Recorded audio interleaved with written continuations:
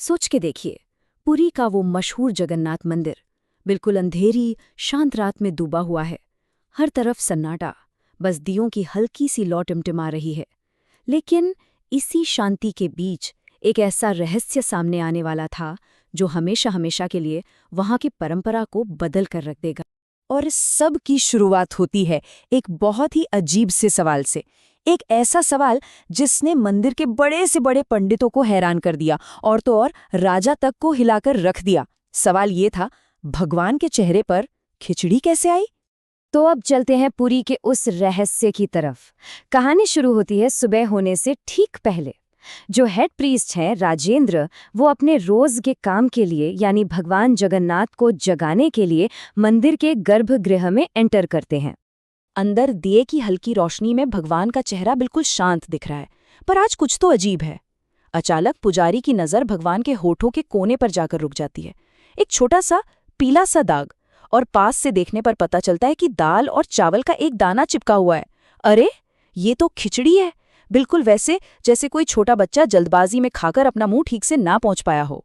अब इस एक छोटी सी चीज से मंदिर में तूफान आ जाता है। सोचिए, गर्भगृह तो रात भर के लिए पूरी तरह से सील कर दिया जाता है। सिर्फ हेड प्रीस्ट के अलावा किसी को भी अंदर जाने की इजाजत नहीं है। और सबसे बड़ी बात, मंदिर में खिचड़ी का भोग तो शाम को लगता है, सुबह सुबह कौन लाएगा? तो सवाल उठता है, क्या ये मंदिर को अपवित्र करने की कोशिश है या फिर ये खुद प्रभु का कोई चमत्कार है? ये बिल्कुल एक अनसुलझी पहेली की तरह राजा गजपति के सामने पेश की जाती है। तो मंदिर में तो ये सब चल रहा है, लेकिन अब कहानी का फोकस शिफ्ट करते हैं एक दूसरी जगह, एक माँ के सिंपल से ऑफरिंग की तरफ।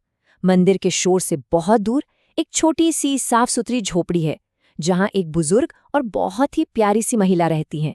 उनका नाम है कर्माबाई। कर्माबाई क्या कर रही हैं? वो अपने लाला के लिए बाजरे की खिचड़ी बना रही हैं। अब देखिए, भोग का मतलब सिर्फ खाना चढ़ाना नहीं होता, ये तो प्यार और सेवा का एक पवित्र कार्य माना जाता है। लेकिन कर्माबाई के लिए ये किसी भी रस्म से, किसी भी पूजा पाठ से बहुत बड़ा था। उनके लिए ये बस एक माँ का अपने बच्चे के लिए प्यार था, सिंपल। लेकिन कर्माबाई की ये जो सिंपल सी भक्ति थी ना, वो जल्द ही परंपरा के कठोर नियमों से टकराने वाली थी। हुआ ये कि एक बहुत ही ज्ञानी संत, जिनका नाम था ज्ञानानंद, वो वहां से गुजर रहे थे और उन्होंने कर्माबाई को भोग बनाते हुए देख लिया। और बस यहीं पर भक्ति के दो अलग अलग रास्ते आमने सामने आ जाते हैं। साधु के लिए भगवान नियम और शास्त्रों में बसते थे। उनके हिसाब से पहले नियम फिर भावना। लेकिन कर्माबाई, उनके लिए तो भगवान एक भूखे बच्चे के चेहरे में थे। उनका कहना था कि मेरा बच्चा भूखा है, एक माँ अपने बच्चे को इंतजार नहीं करा सकती, प्यार पहले, नियम बाद में। तो जैसे ही वो संत वहां से जाते हैं, अचानक से एक छोटा सा लगभग 8 साल का लड़का वहां आ जाता है। उसकी आंखों में एक अजीब सी चमक है और उसकी मुस्कान में एक दिव्य तेज। वो कहता है, माँ भूख लगी है। यही है कर्माबाई का लाला, और वो बड़े ही मजे से, बड़े चाव से वो खिचड़ी खाता है। चलिए वापस मंदिर चलते हैं। वहां मामला और भी गंभीर हो गया है। सिक्योरिटी डबल कर दी गई, लेकिन अगले दिन दाग फिर से वहीं थे। अब राजा बिल्कुल परेशान हो गए। जब सब रास्ते बंद हो जाते हैं तो एक ही रास्ता बचता है। उन्होंने प्रार्थना करना शुरू किया। और उसी रात राजा गजपति को एक सपना आता है। सपने में खुद भगवान जगन्नाथ उनके सामने खड़े हैं, लेकिन उनका चेहरा थोड़ा सा परेशान लग रहा है। वो कहते हैं, राजा तुम्हारे इंतजाम तो बहुत अच्छे हैं, पर एक प्रॉब्लम हो गई है। पुरी में मेरी एक माँ रहती है, कर्मा। भगवान आगे कहते हैं, उसको किसी ज्ञानी ने नियम कानून में उलझा दिया है। अब वो पहले नहाती है, ध्यान करती है, फिर भोग बनाती है, और इधर भूख से मेरा बुरा हाल हो जाता है। जब तक वो खाना देती है, तुम्हारे मंदिर में सुबह की पूजा का टाइम हो जाता है, तो मुझे झटपट खाकर हाथ मुंह पोंछकर यहाँ आना पड़ता है। बस इसीलिए मेरे चेहरे पर दाग रह जाते हैं। राजा की नींद एक झटके में टूट जाती है। उनका दिल जोर जोर से धड़क रहा था। सपना इतना साफ था, इतना रियल था कि उन्होंने एक पल भी नहीं सोचा। फौरन अपने सैनिकों को बुलाया और एक सीधा सा ऑर्डर दिया, पुरी में कर्मा नाम की एक महिला को ढूंढ कर लाओ, अभी। और जब राजा और पुजारी उनकी झोपड़ी पर पहुंचते हैं, तो वहां का नजारा देखकर वो दंग रह जाते हैं। वही ज्ञानी संत ज्ञानानंद, जो नियम और शास्त्रों के इतने बड़े ज्ञाता थे, वो कर्माबाई के पैरों में गिरे हुए हैं। और उनकी आंखों से आंसू बह रहे हैं।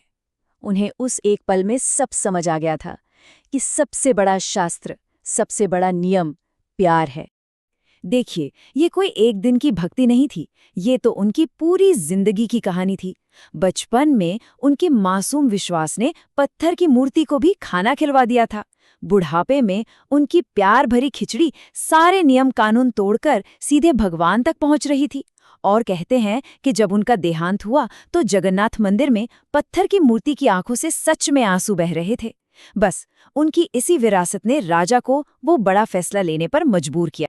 और इसके बाद राजा ने एक ऐसी घोषणा की जो पुरी के इतिहास में हमेशा के लिए अमर हो गई। उन्होंने कहा, आज से भगवान जगन्नाथ को चढ़ने वाले 56 भोगों से भी पहले सबसे पहला भोग हमेशा एक सिंपल सी चीज होगी, माँ कर्मा की बाजरे की खिचड़ी।